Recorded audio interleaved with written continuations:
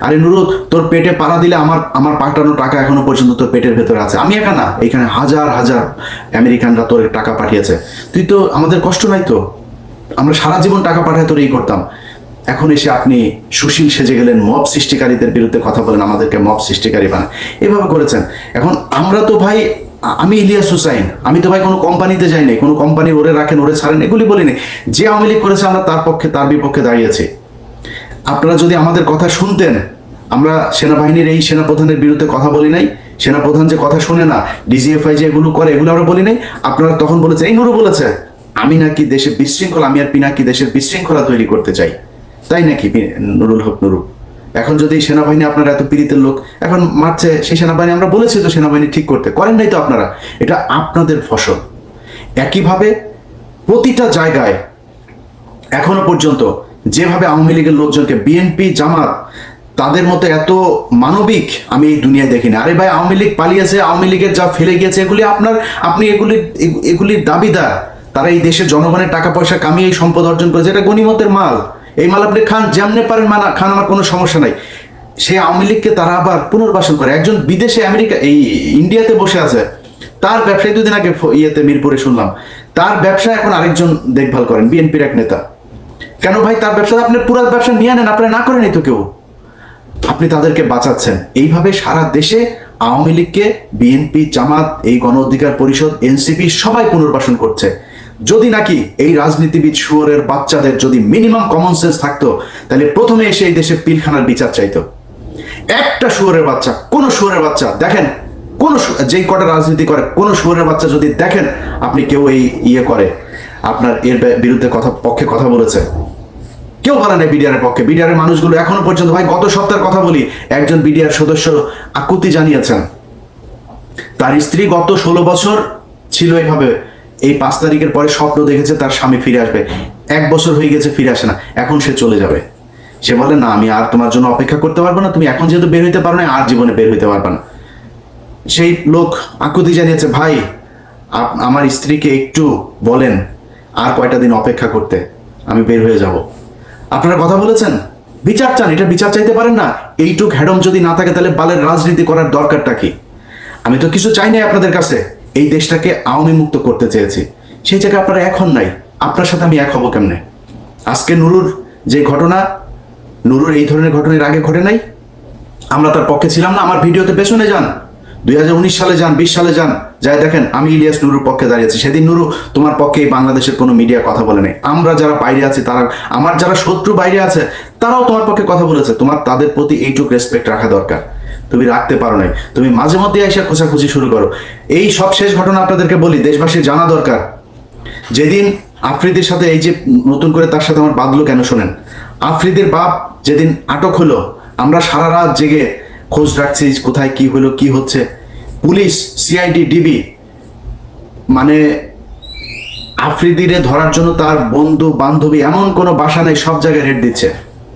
সারা রাত জেগে তারা কষ্ট করছে। ধরা খাওয়ার পরে নুরুল হক নুরু XYZ পুলিশের এক কর্মকর্তাকে ফোন দেন, ভাই ওনাকে ছেড়ে দেন। সবশেষ যখন তাকে রাখা হয়, নুরু তাকে ফোন দিয়ে বলে, আপনি কি ছাড়বেন নাকি আমি ঊর্ধ্বতনকে দিয়ে আপনাকে ফোন করাবো? আমি তখন সাথে সাথে জানার পরেই তার ফোন দিলাম, ফোন দিয়ে বললাম, এই পাঞ্চ তুই আর ই করছিস কেন, রে করলি কিসের জন্য? এরপরে রাশেদ আমার ফোন দেয়, রাশেদের ফোন আর ধরে তার একটা মেসেজ পাঠালেন, ভয়েস মেসেজ, আপনার এই চোর বাটপার স্যার চোরে বলেন যে এখানে আওয়ামী লীগের লোকজনের বাঁচাইতে।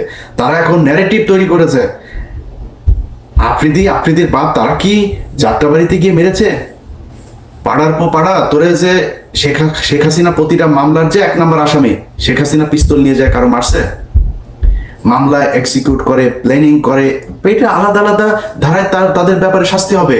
বাংলাদেশের যত কজন আওয়ামী লীগ আছে, একদম নিচের শ্রেণীর কর্মী পর্যন্ত প্রতিজন হত্যা মামলার আসামি হবে, যার দায় যতটুকু। সাংবাদিক আসামি হবে, যে ব্যবসায়ীরা বলেছে যে শেখ হাসিনার পাশে যে 3 তারিখ পর্যন্ত তারা পাশে থাকা, তাদের বিচার হবে, হইতে হবে।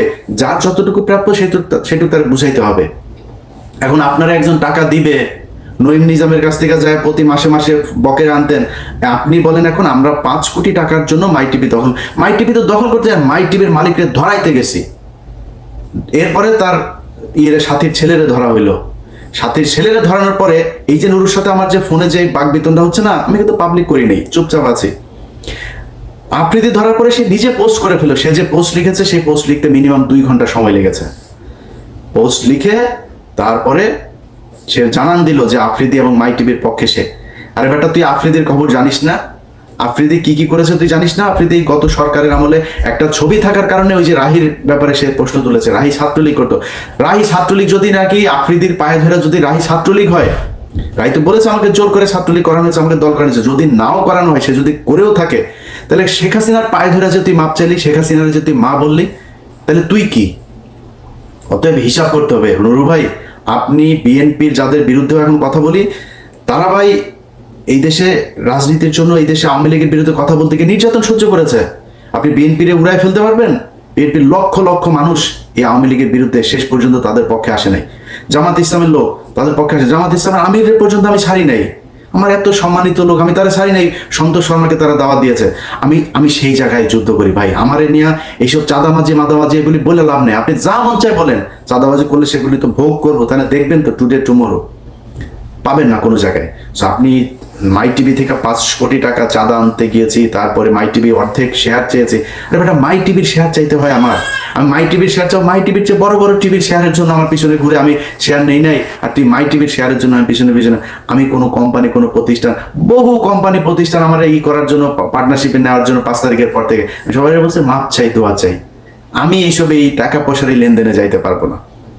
ইভেন বাংলা এডিশন যে ওপেন করেছি, আর বলেছে ভাই টেলিভিশনের জন্য ই চান, পত্রিকা প্রিন্টের জন্য, এত কিছু চাইনি, জাস্ট অনলাইন পোর্টাল হিসাবে পারমিশন চেয়েছে। এখানে একটা টিম থাকবে, খুব স্মার্ট কিছু ছেলে পেলে কাজ করবে, তাদেরকে নিয়ে আমি একটা টিম তৈরি করতে চাই। তারা এই দেশের একদম এই আওয়ামী লীগ এবং ভারতের ব্যাপারে, প্রথম আলো, ডেইলি স্টার, তাদের ব্যাপারে অতন্ত্র প্রহরীর মতো কাজ করবে। এই জন্যই এসেছি, এর বাইরে কোনো কিছু না।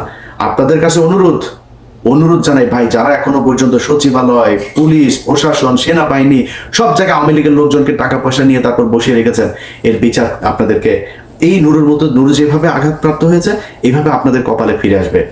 নুরুর এটা দেখে আপনারা অনেক কষ্ট পেয়েছেন, আমি খুব বেশি কষ্ট পাই নাই। কারণ কি জানেন, নুরুর চাইতে ভয়ঙ্কর পরিণতি এই দেশে হবে যদি আওয়ামী লীগ ফেরত আসে। আর সেই আওয়ামী লীগকে ফেরত আসার জন্য, তাদেরকে পুনর্বাসিত করার জন্য নুরুরা কাজ করেছে।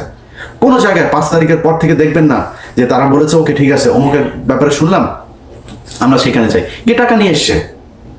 কারণ ওই কথা যদি নাকি আপনাদেরকে এক এক করে যদি বলতে হয়, সেটার জন্য ভিডিও তৈরি করেছিলাম, কোথায় কোথায় কি করেছে, বাট পরিস্থিতিটা আমাকে সেই ভিডিওটা আপলোড করতে দেয় নাই, দিলাম না। এতটুকু